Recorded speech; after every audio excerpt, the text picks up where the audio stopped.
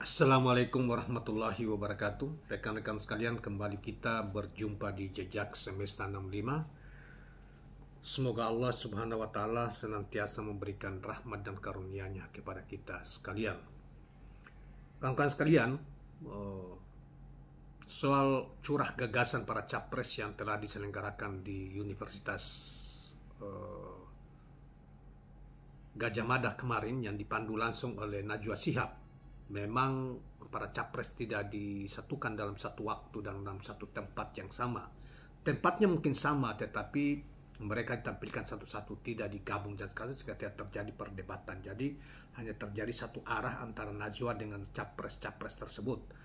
Dan mungkin dengan dialog ada pertanyaan dari FLUR, ya, para guru besar, para dosen, dan para mahasiswa.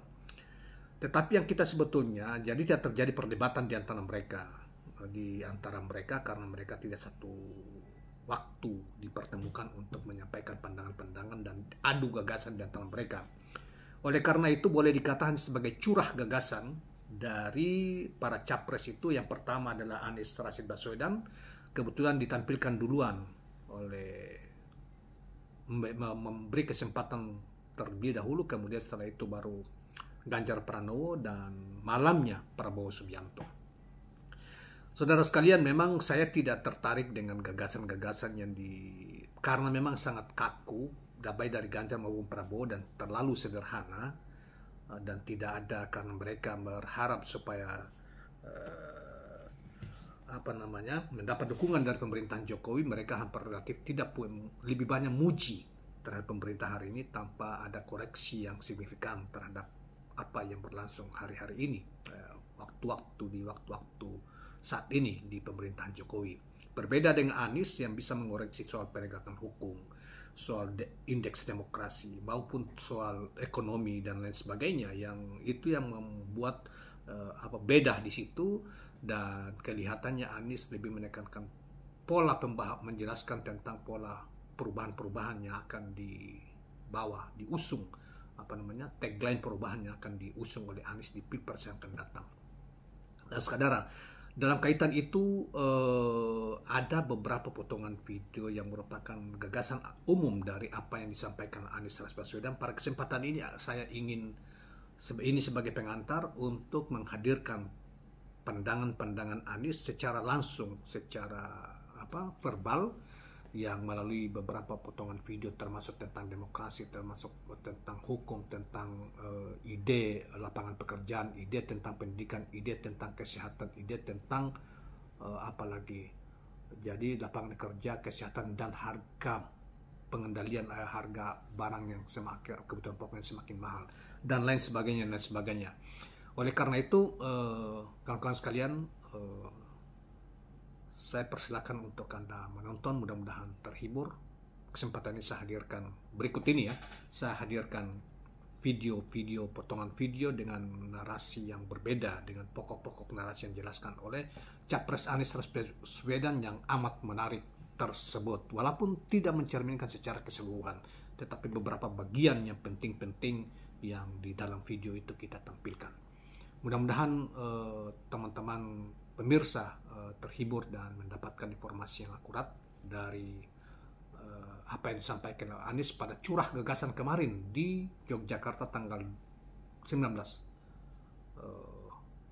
September 2023. Kawan-kawan sekalian, sebelum mengakhiri jangan lupa subscribe, like, dan share channel ini. Assalamualaikum warahmatullahi wabarakatuh. Seberapa atmosfer kebebasan berpendapat di negeri ini menurut Anda? Ini di sini udah pada aja semua. Selama kita menulis tentang Indonesia masih harus menggunakan Wakanda, maka skor kita masih rendah. Selama kita masih harus menggunakan nama-nama selain kita sendiri untuk mengungkapkan apa yang menjadi pikiran kita, maka skor kita masih rendah.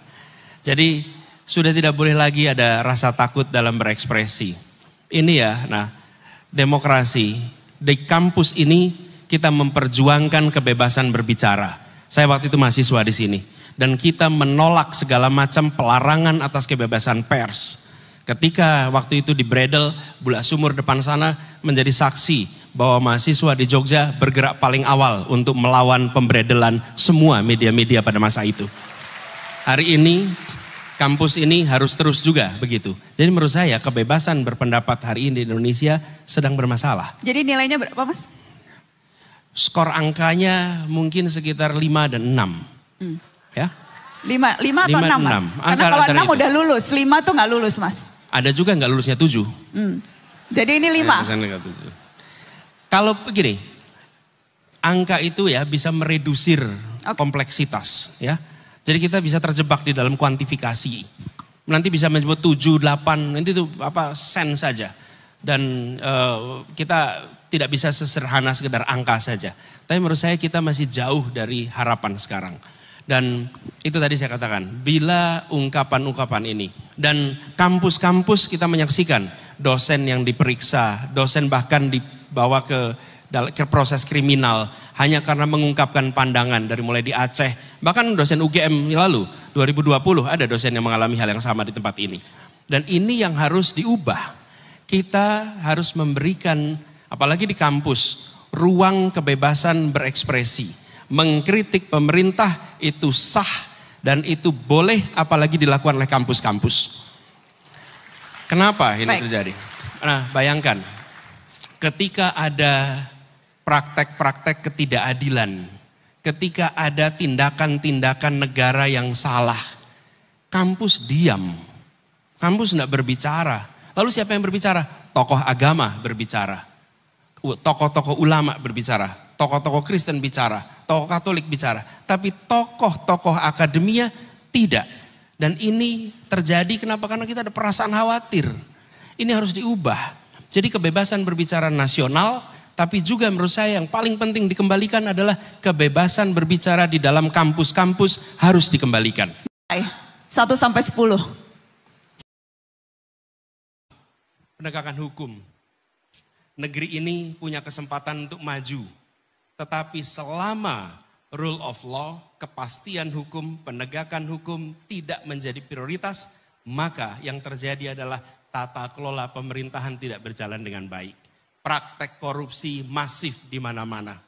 Dan yang kita saksikan adalah aparat yang seharusnya menegakkan hukum, melakukan tindakan-tindakan yang tidak setara. Mereka yang kuat tak tersentuh, mereka yang lemah tersentuh.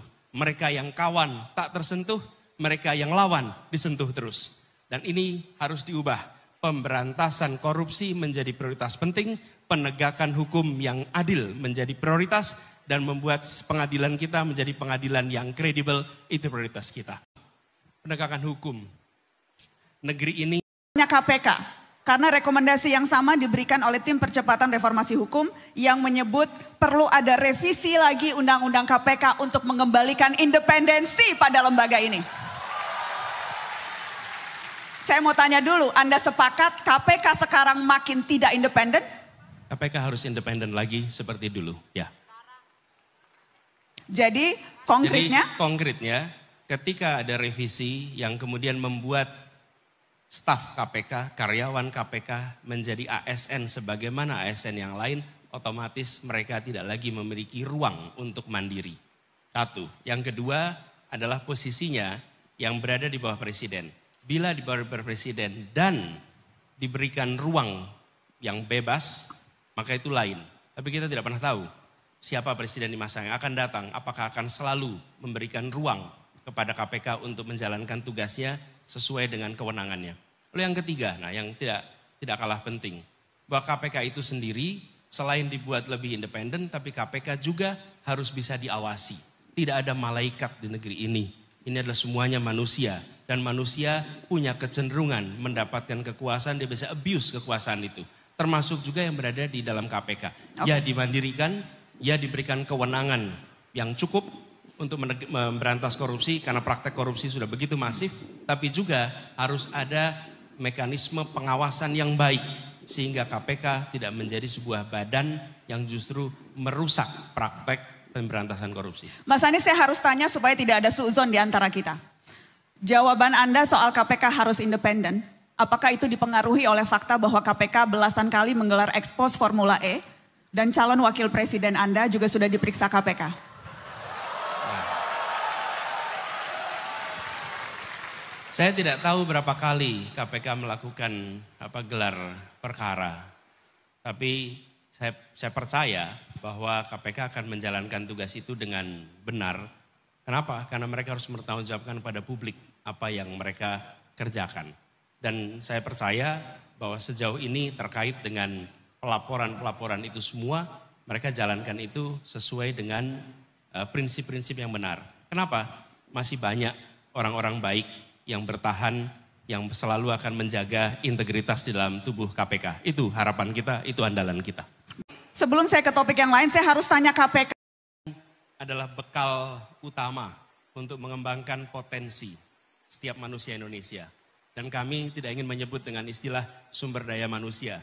Kami ingin mengembangkan kualitas manusia Indonesia. Karena manusia tidak perlu dipandang sebagai sumber daya untuk kegiatan perekonomian. Ini kemudian wujudnya apa? Kesetaraan kesempatan. Jumlah bangku SD, SMP, SMA yang sekarang bentuknya seperti piramida, makin tinggi jenjang pendidikannya, makin sedikit jumlah bangkunya. Dan itu artinya apa? Banyak anak-anak kita yang tersingkir, tidak bisa mendapatkan pendidikan minimal hingga pendidikan menengah. Lalu pendidikan tinggi. Pendidikan tinggi harus menjadi institusi yang bisa diakses oleh anak siapa saja, bukan hanya anak kelas menengah Indonesia. Pendidikan yang harganya terjangkau, biayanya terjangkau, dan pemerintah memiliki tanggung jawab mengurangi beban pengelola kampus. Pengelola kampus tidak dibebani dengan tanggung jawab begitu besar terkait mencari pembiayaan untuk kegiatan kampus, tapi biar pengelola kampus fokus pada penelitian, pada pengembangan pembelajaran, pendidikan, supaya kampus betul-betul menjadi institusi yang memungkinkan siapa saja berpartisipasi. Sudah cukup biaya pendidikan yang terlalu tinggi di kampus-kampus kita. Kemudian yang ketiga, kita menginginkan lapangan pekerjaan. Lapangan pekerjaan yang setara bagi semuanya. Bapak Ibu sekalian, teman-teman yang ada di Jogja tahu persis ketika saya tumbuh besar di sini, sejak saya SMP, SMA, banyak sekali teman sekelas bukan berasal dari Jogja.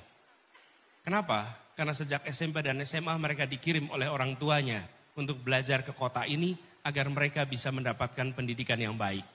Supaya apa? Nantinya mereka mendapatkan pekerjaan yang baik. Akhirnya ketika mereka dikirim ke kota-kota utama di Indonesia, mereka nggak pernah kembali lagi. Mereka tidak kembali kampung halamannya. Hijrah ke Jogja, hijrah ke Jakarta, hijrah ke Bandung, ke Malang, Surabaya, tidak kembali. Kita menginginkan agar kesempatan pendidikan ada di mana saja, lalu kesempatan kerja setara. Dan itu artinya menambah kota-kota di seluruh Indonesia sebagai pusat pengembangan perekonomian.